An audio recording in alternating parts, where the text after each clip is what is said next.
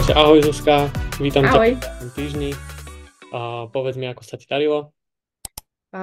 Darilo sa mi postupnými krokmi s tým, že som ja so sebou spokojná a veľmi hrdá, že pomaličky, ale v podstate vo veľmi krátkom čase, že za týždeň som mala implementovať viacero vecí zásadných v mojom životnom rytme. Takže s tým som spokojná a darí sa mi ešte aj v tom, že už som infikovala celú moju rodinu. Takže už sa pridal ku mne aj môj manžel, aj moji dva najstarší synovia, ktorí idú príkladom tretiemu synovi a tie dievčatka sa už úplne pridajú. Takže v podstate aj vlastne vďaka tomu, že si sprístupnil mi tvoju členskú sekciu, teda tvoj kurz, tak veľa o tom diskutujeme aj s deťmi. Tak dostali ponaučenie, ako sa stravovať, ako máme si vytvoriť zložku a tak ďalej, však to neskôr poviem viacej. Takže v podstate každý deň je na stole téma stravovanie, pohyb a čo ako dnes budeme robiť a tak sme obžili ako rodina. Tu chcem podotknúť, že je super, že aj rodina sa zapája. Je super, že tá výživová hodnota tých jedál pôjde hore. Aj vlastne deti potrebujú tú výživu. Dá sa povedať, že ešte viac ako rodičia. Ale dôležité je povedať, že nie všetky zásady platia aj na deti, čo aplikuješ ty. Hlavne tá frekvencia toho jedenia. Deti by nemali aplikovať 2 jedlá denne. Pre deti je to príliš málo jedla, pretože nie sú schopné sa jednak toľko veľa nájsť, nie sú schopné tam dať toľko veľa výživných látok a hlavne dieťa sa naje a hneď ide skákať na trampolínu, čiže im vyhovuje viac radšej menších jedál viackrát do dňa a rozložiť to. Čiže ani nejaká aplikácia pôstu nie je dobrá pre deti v tej fáze dospievania. Takže tam by som určite ich takto nefokusoval možno na striktné tie pravidla, ale čo sa týka výživy tých jedál, viac bielkovín, viac vlákniny, viac vitamínov, minerálov a zdravých tukov, tak to určite tým deťom treba dať. Takže v tomto áno, súhlasím. Tak poďme sa teda pozrieť na ten týždeň z mojej strany, ako vyzeral, keď som to už išiel kontrolovať. Takže takto si dopadla po druhom týždni. O, ten vzdelávací obsah v členskej sekcii, ten zatiaľ nevyfarbujem, pretože ten nestihneš určite pozrieť. Spánok bol zhruba dodržaný od 23. do 7. Áno. Dobre, tak dám ti tam zelenú, aj keď to už nekontrolujem, verím ti. A Mhm. čo sa týka potravín navyše, tak kupovala si nejaké do domácnosti? A ten jogurt si od niekoho dostala, čo si mala? To som ešte mala, odtedy som robila nákup bielých jogurtov a kúpila som rovno tie veľké, tie polkilové. Zamiešavam všetkým, takže ten polkilový vlastne vybalím do misky, dám do ňoho vlastne aj ten tvároh a oni ďalšie prísady, ktoré potrebujú a vlastne z tej veľkej misky sa potom distribuje do malých misiek pre ostatných. Že nič si fakt nekupovala navyše, ani nejaké blbostičky, pretelku, oriešky, kadečo také slané, sladké, nič, hej? Vieš čo, Daniel, nie, pretože naozaj mi sedí to stravovanie dvakrát do dňa a myslím si, že aj môjmu mužovi s tým, že ja mám tú skúsenosť a ja by som sa rada o to podelila, pretože budú sledovať to ženy, ktoré trebárs budú mami ako ja a budú si hovoriť, že to ona je super hrdinka, ona proste dáva dvakrát do dňa stravu, hej, hneď za týždeň, to ako to není možné, že vlastne vždy, keď som kojila, bola tehotná, som naozaj veľa jedla, lebo kojaca matka, dojčacia matka potrebuje, to bolo neuveriteľné, neuveriteľne mi spaľovalo, čiže ja som vôbec nepriberala nič. A keď som vlastne prestala s tým dojčením, tak vlastne som zistila, že jem stále rovnako, návyk je rovnaký, tým pádom začínam priberať. Čiže chvíľu mi trvalo, kým som sa ako keby mentálne nastavila, že ale ja už nekrmím nikoho ďalšieho po 12 rokoch, čo som toto žila non-stop.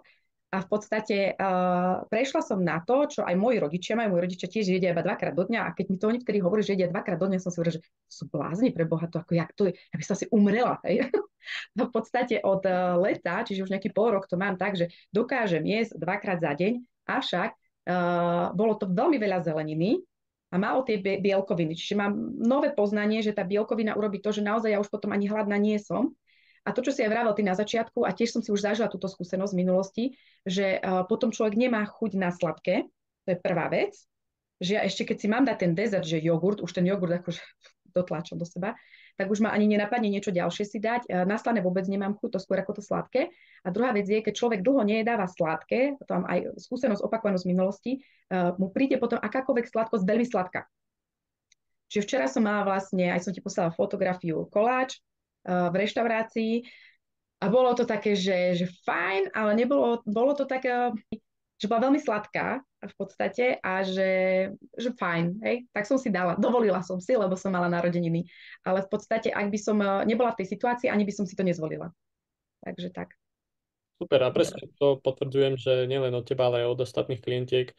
Ako náhle sa zníži frekvencia jedenia a pridá sa do kvality jedál a ešte aj za tým kvalitným jedlom sa dá nejaký zdravý dezert, tak radikálne klesá tá potreba tej sladkosti, radikálne klesá taká závislosť prehnaná alebo taká prehnaná chuť na sladké.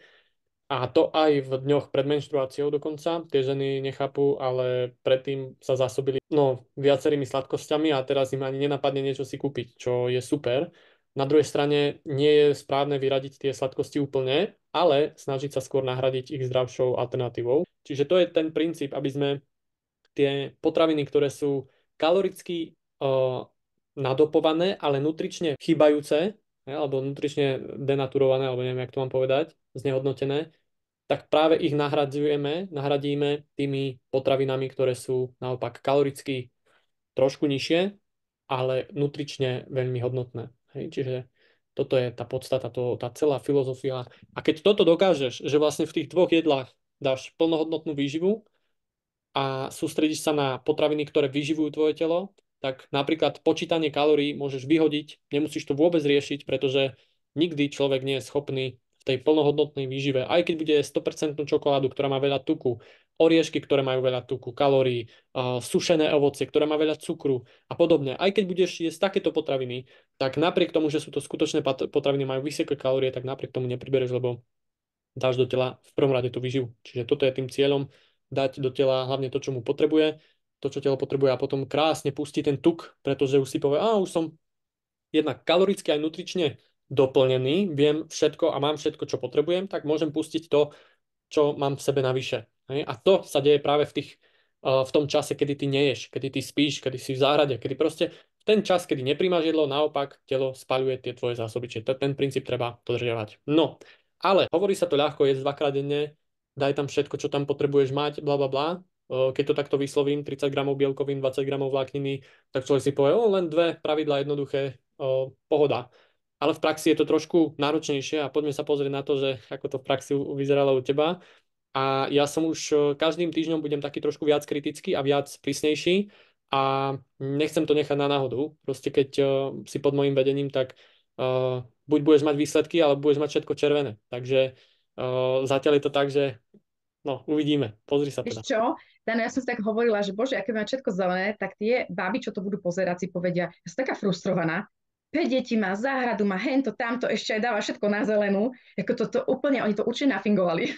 A to si povedal, že tak ja si dám tú kávu medzi jedlom jedenkrát, tak ja si dám to víno večer jedenkrát a v podstate trochu som si potrebovala navnímať ten jedálniček.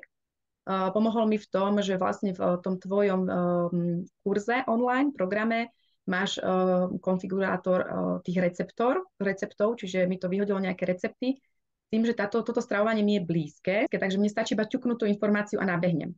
Ale zase chcem pozbudiť tie všetky ostatné ženy, ktoré to tak úplne nemajú, že úplne chápem, že keď niekto sa strávuje bežnou slovenskou kuchyňou, a ty povieš, že teraz avokádová pomazánka a kličky a do toho proste mungo a kvinea, a že to je proste akože veľké preštelovanie sa, že vnímam to, že mi to šlo ľahšie, aj pre ostatné by to vedeli, ľahšie, lebo je to niečo, čo mi je veľmi blízke, hej. Ale kebyže mám do toho skočiť z kuchyne mojej mamy, tak akože nedám to za týždeň. Naozaj to, čo si ty povedal, že ono sa to zdá, že pravidla iba dva, lenže ja som si naozaj musela sadnúť a povedať, že aké raňajky budem jesť celý týždeň. Spolu s deťmi sme si sadli, lebo oni to majú tiež radi spísané. Takže sme si napísali, že každý deň bude takáto pomazánka, ktorú večer pripravíme, ktorú stíhame ráno. Čiže naplánovať si ten jedálniček, ktoré budú tie hlavné jedlá. Potom urobiť podľa toho nákup, lebo keď som povedala, že každý deň dostanete 5 mandariniek a mám 5 detí, tak to je 25 mandariniek, ktoré si ty musíš vyrátať. Nestačí, že iba kilo, hej. A zase stále lietať do obchodov nie, hej, a keď má byť každý deň treba z jogurt, tak to sú proste už rátaž na litre, no. Takže vravím, že nie je to, že iba nejak, že ráno na obed sa najesť, alebo na večer sa najesť, ale porozmýšľať, čo to by bolo, aby to nebolo stále rovnaké, urobiť si ten jedálniček, urobiť na základe toho nákup a urobiť tú prípravu, kde napríklad včera mi príprava zlyhala, hej, a nebola som s tým spokojná, nemala som z toho dobrý pocit, ale hold, včera bol špecifický deň, lebo som mala národky a boli sme mimo. Takže aj to chcem povedať nahlas, aby dievčatá nemali zlý pocit z toho celého. Ďalšia vec je, že ty hovoríš, že 5 detí, ale 5 detí sú akože deti, ale plus ešte ty a muž. To znamená, že No. nenakupuješ pre 5, nakupuješ pre 7. Mhm. Plus muž, fyzicky tiež aktívny, veľký chlap, čiže on nezie jeden jogurtík a jednu mandarinku. Čiže zje toho trošku viac. Takisto aj ty proste už potrebuješ viac ako deti. Čiže určite je to výzva. A presne to chcem aj povedať, že tá výhoda neskutočná je v tom, že ja ti ten jedálniček neustále, a hlavne tvoj jedálniček, neustále prekopávam, neustále vylepšujem, neustále niečo doplním, vymením, že je to úplne iné a lepšie, ako keby som ti dal takto zoznam, že toto si nakupuj, toto si var a toto si pripravi, lebo tam by presne nastal ten skok, že z knedlové pšozelo skočíš do kinové risotto. Hej, úplne, že zrazu nikdy si to nejedla, ešte sa môže stať aj, že vlastne z doterajšej vlákniny 5 až 10 gramov na deň budeš dávať 20 gramov na porciu, čiže môže ti s prepačením rozstreliť brucho, hej, z toho, že tá vláknina, to telo nebolo zvyknuté. Takže ten postupný prechod, to, že niečo budeme postupne vylepšovať, je fantastické, pretože bude ti to autentické. Budeš sa pri tom cítiť, že OK, v pohode, každý týždeň niečo nové aplikuješ a tak. A je to rôzne pri mojich klientkách. Sú klientky, ktoré fakt to dokážu aplikovať veľmi rýchlo. Dajme tomu, že žijú samé, majú jednoduchú prácu. Jednu som mal dokonca, ktorá mala muža, šéf-kuchára v Teleráne, čiže ona prišla a pozri, toto mi, ja som že, bože, ja by som chcel tak jesť, jak ty. Parádne, a neskutočné, úplne ešte aj tak pekne pripravené, že ako keby si bola v nejakom 5-hviezdičkovom hoteli. Čiže niektorým ženám sa to podarí behom týždňa, dvoch nastaviť a všetko majú zelené. Niektoré majú žlto-zelené, niektoré majú žlto-červené, niektoré majú čisto červené a vlastne od toho závisí, ako rýchlo prídu tie výsledky. Takto si dopadla. Čiže kroky každý deň neboli dokumentované, ale to už verím, že poriešiš, keď už si kúpila hodinky, takže No. že to bude. Tieto sú slabé na to, aby som to vedela adekvátne, ale hádam, dnes už prídu tie nové. Dobre, a potom, čo sa týka jedál, tak niekedy si jedla trikrát denne, niekedy tie časy boli úplne ustrelené, niekedy jednoducho si jedla aj pomedzi, čiže červená. Toto bola asi taká najzásadnejšia, najčastejšie opakujúca sa chyba, že neboli tam splnené tie bielkoviny a vláknina.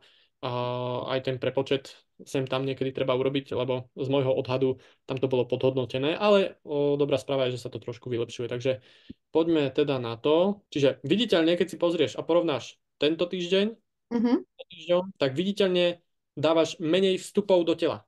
mhm, Je tá veľkosť tých porcií a celkovo obsah toho jedla, alebo objem toho jedla, môže byť dokonca tu na väčší ako tu, ale nám ide o tie vstupy do tela. Že koľkokrát telu dáš najavo, že ješ, toľkokrát telo má možnosť ukladať tuk. Čiže tu na malo telo možnosť ukladať tuk často. Tu na len dvakrát, trikrát denne. Hej? Čo mhm. je lepšie. Aha, to je prvý deň, áno, som dostala v škôlke olovrant.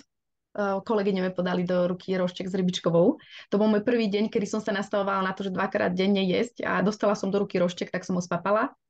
A Hej. v podstate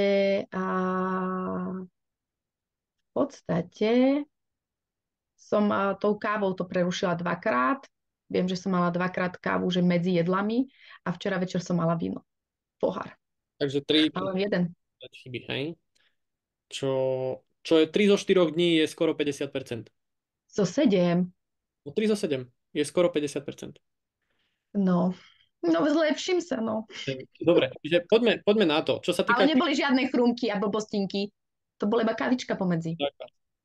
Uh, čo sa týka byliniek a vitamínov, dávaj si ich nie samostatne s čajom, ale dávaj si ich k jedlu. Niektoré vitamíny potrebujú aj tuky na to, aby sa vstrebali, preto je ich dobre dať s jedlom. Dobre. Čiže to je jedna vec. Ďalšia vec, ak budeš piť čaj, piješ čaj čistý, že? Tak už mi nemusíš posielať fotku, že ho piješ. Áno, uvedomila som si potom neskôr, že vlastne to je to čisté, tak už som ti potom neposielala. Dobre, čiže nemusíš už, aby sme to mali ešte z, ako keby... Redukované. Mhm. Dobre. No a teraz, opakovali sa ti jedlá akože podobné, napríklad trikrát po sebe si mala na raňajky chlieb s vajíčkovou alebo nejakou pomazankou. Mhm. Tu je brinzová, tu je vajíčková, tu je zase vajíčková. Čiže bolo by dobré si potom tie jedlá trošku tak nakombinovať obdeň, raz za 3 dní, raz za 4 dní niečo, aby sa vlastne, aby si, lebo doteraz si mala tie kašičky, teraz si to nahradila pomazánkami, čiže už máš dve super jedlá, kaše a pomazánky. Kašu vylepšíme, pomazánky môžeme pridať. Kačacia, pečeňová, rybacia, vajíčková, akákoľvek, hej, čiže tam je to super. Veľmi chválim to, že máš za tým dezert, čiže kozí jogurt úplne super, hej, čiže Mhm. takéto dezerty, keď tam budú, tak veľmi dobre sa naješ, hej, tu takisto. Čiže toto je fajn. Samozrejme, tá diagnostika, tu som ťa trošku zjazdil za to, že tam je málo zeleniny, čiže potom si mi povedala, že ono vlastne si ju zjedla viac, len si ju nemala odfotenú, čiže treba to fotiť, aby ja som skutočne videl, že čo tam ješ. Mhm. A aj vínko nebude až taký problém, ak to víno dokážeš dať po večeri. Hej? Dobre, dobre, dobrá informácia. Takže víno môžem, ale po večeri, OK. K stráve úplne do detailov budem chodiť čoraz viac ob týždeň, hej? Každý týždeň čoraz viac, lebo ak by som mal teraz rozoberať do detailov každé jedno jedlo, tak poviem ti veľa informácií a nebudeš vedieť čo. Čiže vždy ti poviem len taký kousiček, aby si to trošku vedela aplikovať. Hej? Čo sa týka kaše, tu tiež mi chýbal inak popis. Mhm. Snaž sa nedávať už tú kupovanú kašu, ale rob si, vytváraj si sama. Hej? Čiže vločky, orechy, semienka, sušené ovocie, čerstvé ovocie. Snaž sa tú kašu urobiť takú fakt bielkovinovú, vlákninovú a vtedy bude taká síta. Hej? Čiže takto. Mhm. Aj ten tvároch tam pomôže. Písala si, že veľmi hutné a chutné. Cicer je strukovina, teda bielkovina, zelenina a vláknina. Áno, cicer má aj bielkoviny, aj vlákninu, ale nie je tam toho toľko, aby ti to dalo tých 30 gramov bielkovín a 20 gramov vlákniny. Čiže, keď máš takéto jedlo, tak buď ešte zvoľ nejaké cicerové cestoviny, ktoré majú o dosť viac gramov bielkovín ako tieto klasické a aj o dosť viac vlákniny, tým pádom ešte s cicerovou tou omáčkou, tak to bude hodnotnejšie jedlo. Kľudne tam pridaj tekvicové, slnečicové semienka, nejaké kešu oriešky, pridaj tam niečo, čo zvýši tú bielkovinovú aj vlákninovú hodnotu toho jedla. Mhm. Je to dobré jedlo, ale je to málo. A kľudne si mohla dať namiesto napríklad cestovín krupy, alebo bulgur, alebo nejakú takú inú prílohu, ktorá fakt je výživnejšia pre to naše telo. A prípadne, ak máš chuť na tie cestoviny, tak snaž sa konzumovať celozrné, ak také nájdeš niekde.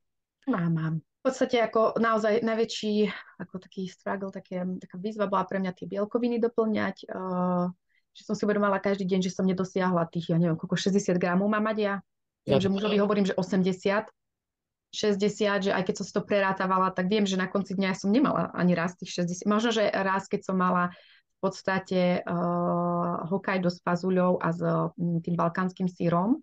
Takže toto bolo jedno také a za tým som mala vlastne naše domáce kura s rýžou, že v ten deň si myslím, že som jediný naplnila tú bielkovinu, ale inak je to pre mňa výzva. Um, Snažím sa a pomaličky budem na to nabiehať, ale ešte tomu potrebujem trošku čas na to, aby som to uchopila. Čo však chcem akože veľmi s radosťou povedať je, že ozaj, že väčšina tých potravín je z mojej záhrady, aj vychovaných, aj vypestovaných, takže mne toto osobne robí veľkú radosť. To celé stravovanie sa bude vždy vylepšovať každým týždňom. Kroky ostávajú na 7 000, lebo si ich nesplnila, tak ostáva 7 000, aby si dala vlastne od budúceho týždňa.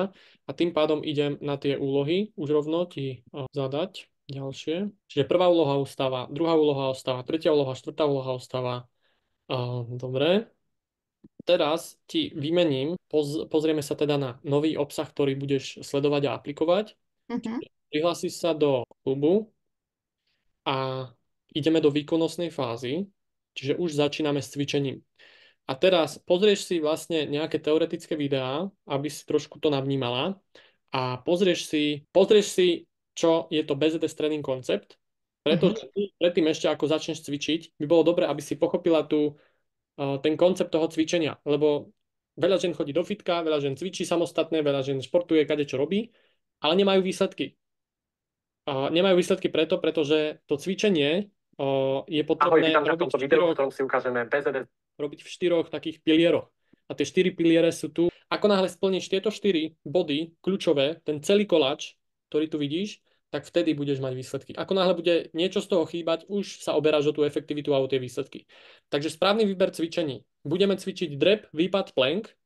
Tri Mhm. cvičenia, ktoré si aj u mňa cvičila a ktoré sme diagnostikovali. Správnu techniku cvičenia si uh, budem overovať každý jeden tvoj týždeň, keď mi pošleš to video z cvičenia. A postupnosť, progresívne preťaženie ti ukážem o chvíľu a frekvencia, pravidelnosť za čas. Začneš s cvičením kľudne aj každý deň, lebo budeš cvičiť veľmi malinko. Hej? Až keď sa tá úroveň tých tréningov bude zvyšovať, že bude už ten tréning fakt náročný, tak potom uberieme z frekvencie tých tréningov. Ale prakticky ty, keďže máš doma len jednoručné činky a nemôžeš hneď aplikovať ten poctivý silový tréning, tak budeme robiť vysokointenzívne tréningy, ktoré sú kombináciou vytrvalostných cvičení a silových cvičení, aby sme ako keby zobrali to najefektívnejšie a zladili to, čo všetko máme. Takže tvoj tréning bude vyzerať jednoducho. Tu si vlastne toto celé pozrieš, ja ti to potom prihodím ako odkaz. Dobre. A Počkaj, 200 drepov plus 200 výpadov, 10 minút a pauza. to si vysvetlím teraz.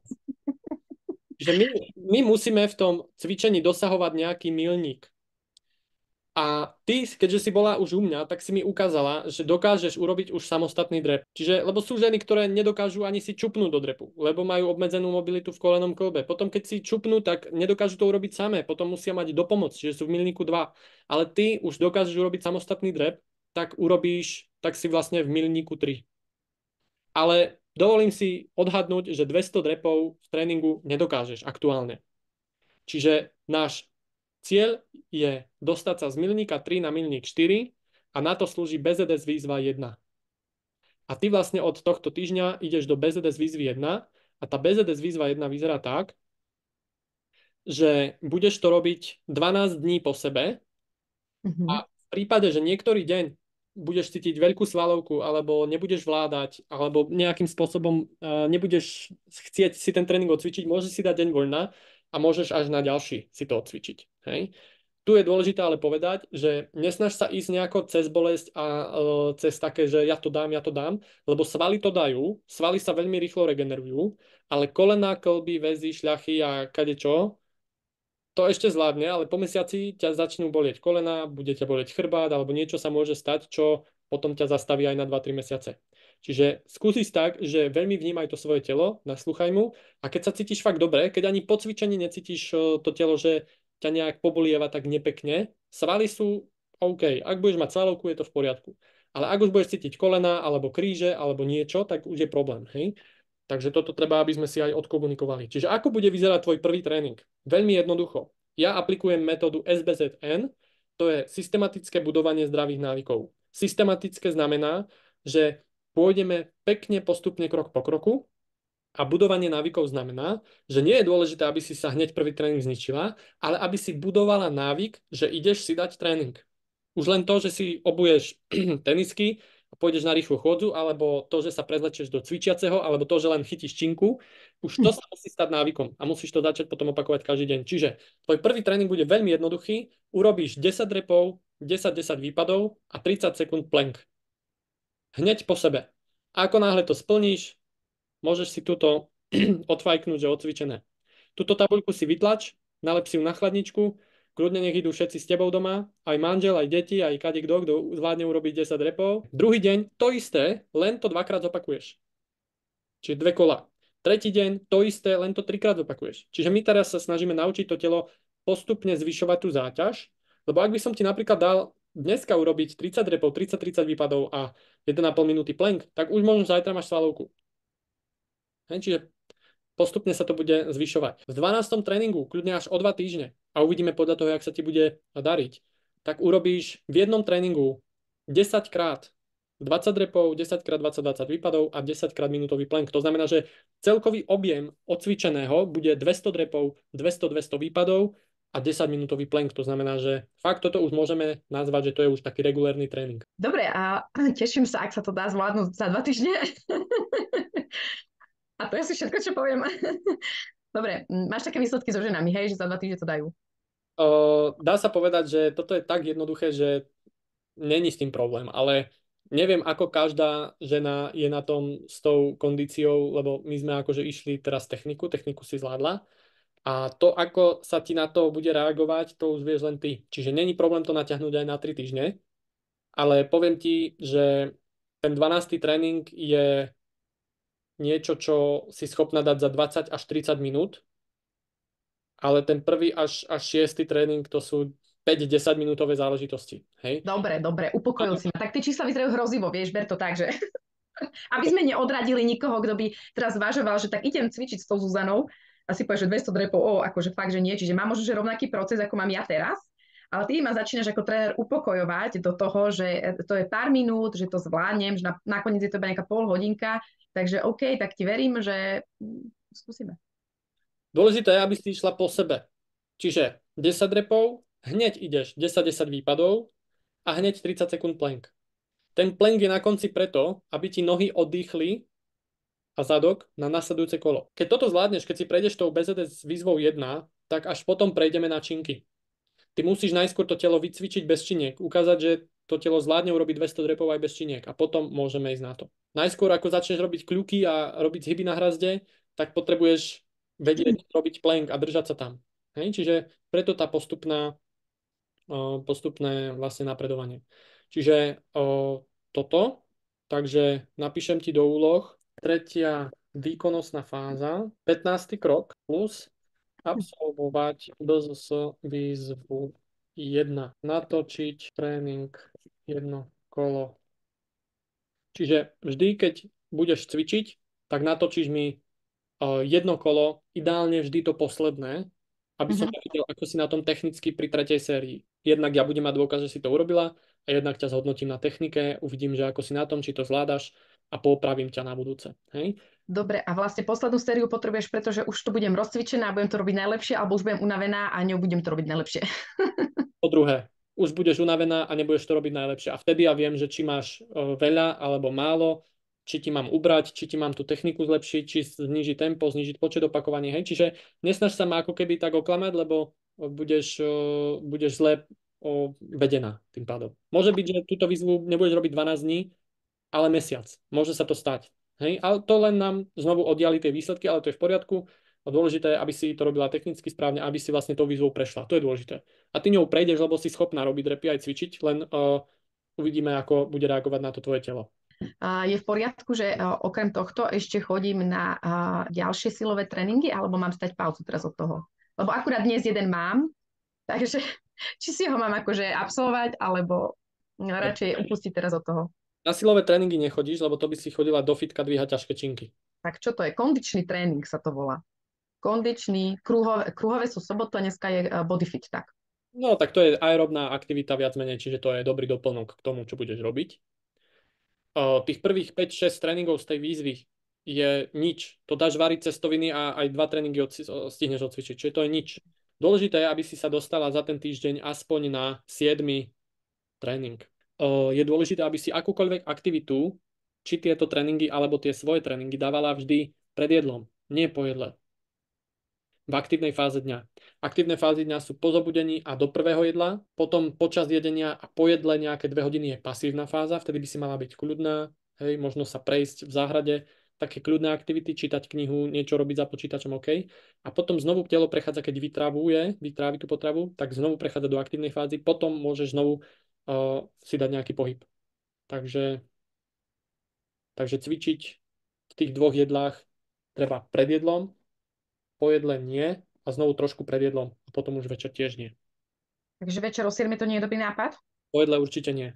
Ideálne, aby si ráno odcvičila. Keď máš ráno čas do tej 6. 7. rýchlo si to buchni a máš pokoj. Treba chystať deti do školy. Lebo večer viem, že môžu aj chalani so mnou, vieš, tak preto sa pýtam, že my tak večer si akože vieme... Ideálne večerov. No, my tak vieme tak o 7:30 asi, no, keď ich ja toto... Je to veľký problém? Na začiatku nie, lebo tie tréningy nie sú náročné. Ale Dobre. potom, keď budeš cvičiť, tak to je dobré. Pretože to sa úplne vyníma tej logike tej fyziológie tela. Lebo tvoje telo, ak bude nakrmené po večeri, tak ty budeš mať chuť tak akurát si sadnúť na gauč alebo niečo poriešiť ešte doma, čo treba.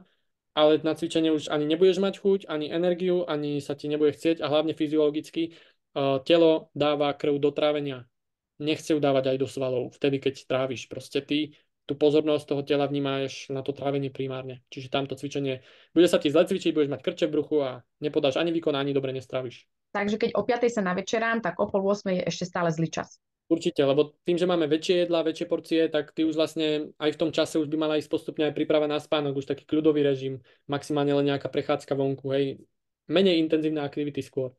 Mhm. Čiže ty si to zariad tak, aby si cvičila buď keď deti prídu zo školy o nejakej druhej, tretej, keď sa dá, alebo pred večerou, na tých 5-10 minút tie prvé tréningy ešte stihneš, ale potom fakt už, keď budeš mať regulérne 30 až 60 minútové tréningy, to musí byť pred jedlom, lebo to, to je celá filozofia potom prehodená. Dobre, rozumiem tomu. Buď posunúť tú večeru z 18. na 19. dajme tomu, aby si to tam ešte stihla dať, alebo to dať úplne iný čas. OK. Takže pokračuješ v tom, čo doteraz, plus pridáva sa tá výzva a nech sa ti páči. No, ďakujem pekne. Ešte držím ti palce. Ja som zvedavý na tvoje pokrok. Dobre, tak vidíme sa o týždeň. Tak ahoj a drž sa. Ahoj, čau.